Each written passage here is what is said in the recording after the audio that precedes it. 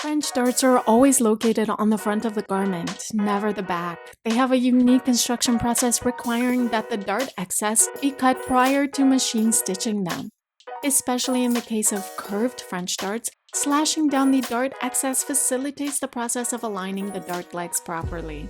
Just as is true for any style dart, French dart lines and any corresponding notches need to be transferred from pattern onto fabric prior to beginning the sewing process.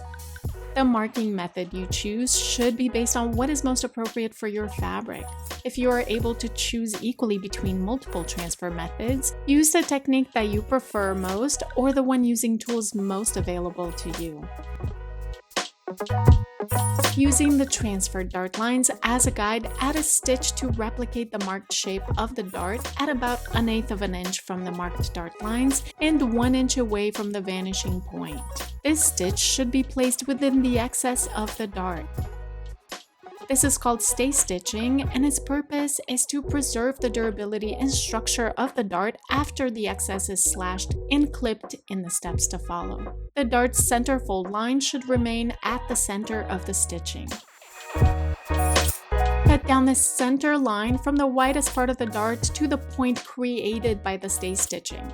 Slashing the French dart excess will provide an easy way to correctly match the dart legs prior to stitching the dart.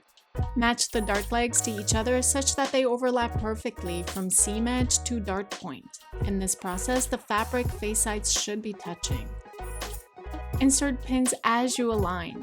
If your patterns provided matching points along the dart legs, be sure to align them properly in the process.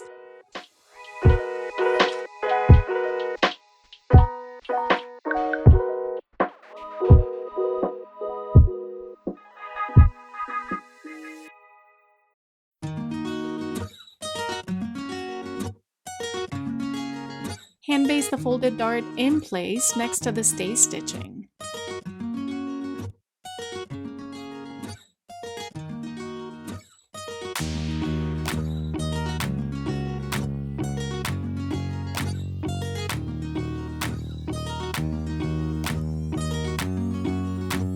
Hand basting is important for curved French darts as it provides an extra layer of stability during the machine stitching process. Starting at the seam edge, which is the widest part of the dart, stitch directly on top of the marked dart legs, ending at the vanishing point. Remove the hand basting stitch at this point.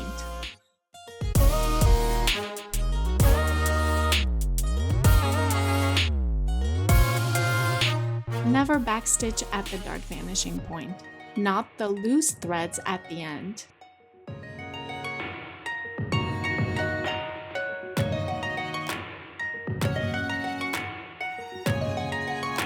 Clip wedges into the dart excess from the cut edge to, but not through the stay stitching as shown.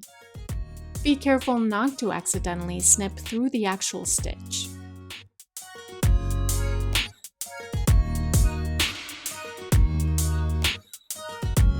Press the dart with the excess pointing downward.